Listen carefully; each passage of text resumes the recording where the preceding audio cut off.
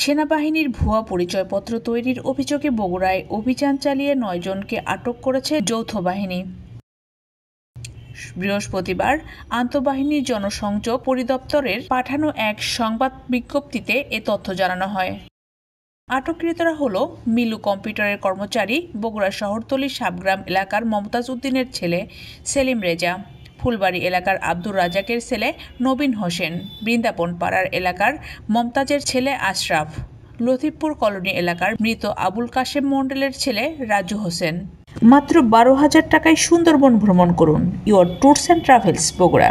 শামীম গ্রাফিক্সের কর্মচারী, সদরের সাবগ্রাম এলাকার মমতাজের ছেলে সেলিম, শহরের বাদুরতলার মোজাম্মেল হকের ছেলে মিজানুর, সদরের ফাপড় এলাকার বেলাল হোসেনের ছেলে নাহিদ ইসলাম, মজনু স্ক্রিন প্রিন্টের কর্মচারী কাহালুর পাইকর এলাকার আমির হোসেনের ছেলে মজনু, সদরের নিশিন্দারার আব্দুল মজিদের ছেলে মামুন।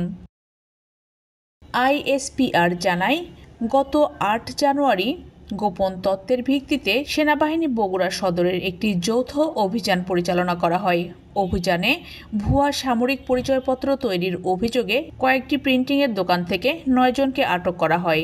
এ সময় ভুয়া পরিচয়পত্র তৈরির কাজে ব্যবহৃত কম্পিউটার, ল্যাপটপ, বিশেষ প্রিন্টার ও স্ক্যানার সহ আনুষঙ্গিক সরঞ্জাম দিয়ে জব্দ করা হয়।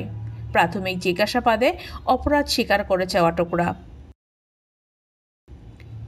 যে কোনো পরিচয়পত্র বা আইডি কার্ড জালিয়াতি একটি দণ্ডনীয় অপরাধ।